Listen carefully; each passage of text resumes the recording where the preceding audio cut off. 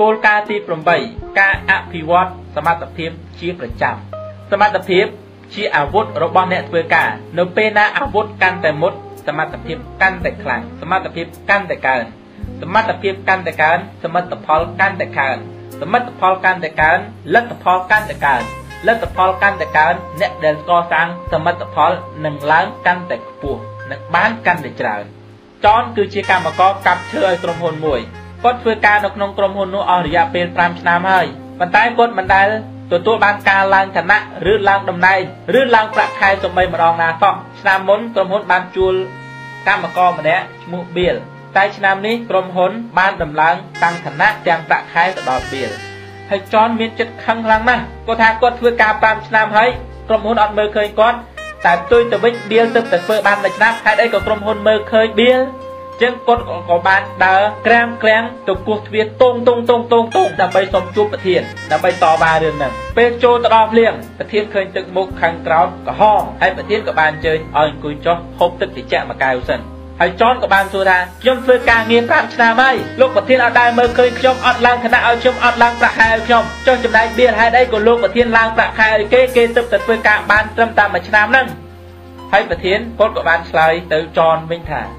ខ្ញុំរីករាយនឹងដំឡើងប្រាក់ខែដំឡើងឋានៈជូនលោកណាស់ប្រសិនបើលទ្ធផលនៃការកាប់ដើមឈើរបស់លោកមានការកើនឡើងជាប្រចាំលោកកាប់ដើមឈើរយៈពេល5ឆ្នាំហើយលោកកាប់បានចំនួន1ថ្ងៃ3ដើមរហូតមកដល់ថ្ងៃនេះលោកនៅតែកាប់មួយថ្ងៃ3ដើមដដែល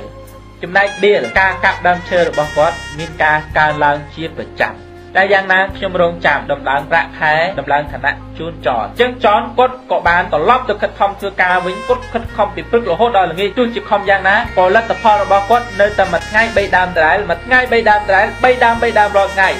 គាត់ក៏បានវិលត្រឡប់មកសួរប្រធានវិញថាលោកប្រធានខ្ញុំខិតខំកាប់ដើមឈើហើយតែលទ្ធផលរបស់ខ្ញុំនៅតែអត់កើនសោះលោកប្រធានអាចប្រាប់ខ្ញុំបានទេថាធ្វើយ៉ាងម៉េចដើម្បីឲ្យកើនឡើងហើយប្រធានគាត់ក៏បានណែនាំថាសូមចនទៅសួរបៀលមើលតែលោកបៀលអាចប្រាប់រឿងនេះបានល្អជាងខ្ញុំចនក៏ស្ទុះវឹងទៅសួរបៀលហើយបៀលក៏ឆ្លើយថាមូលហេតុដែលខ្ញុំកាប់ដើមឈើបានច្រើនកើនចំនួនជាប្រចាំគឺរៀងរាល់ក្រោយពេលដែលខ្ញុំកាប់ដើមឈើដាច់មួយដើមខ្ញុំតែងតែចំណាយពេល2នាទីដើម្បីសម្លៀងកថៅរួចខ្ញុំកាប់បន្តទៀតចុះចនវិញចនមានបានសម្លៀងកថៅរបស់ចនទេចនថាអត់បានសម្លៀងផងអញ្ចឹងទោះជាយើងមានការខិតខំតស៊ូព្យាយាមយ៉ាងណាក៏ដោយដាច់ខាតត្រូវតែបូកនៅគោលការណ៍មួយនេះគឺត្រូវអភិវឌ្ឍសមត្ថភាពជាប្រចាំដើម្បីទទួលបានលទ្ធផលដែលយើងមិនធ្លាប់ទទួលបានពីមុនមកលុះត្រាតែយើងមានសមត្ថភាពថ្មីដែលយើងមិនធ្លាប់មានពីមុនមកហើយយកសមត្ថភាពនោះយកទៅធ្វើការងារយកទៅធ្វើសកម្មភាពទើបចេញជាលទ្ធផលថ្មីដែលយើងមិនធ្លាប់ទទួលបានពីមុនមកអញ្ចឹងត្រូវអភិវឌ្ឍសមត្ថភាពជាប្រចាំអភិវឌ្ឍទៅលើជំនាញរបស់យើងដោយរៀនពីការងារដែលយើងកំពុងតែធ្វើរៀនពីការងារដែលយើងបានធ្វើរៀនការងារដែលយើងនឹងធ្វើរៀនពីការងារ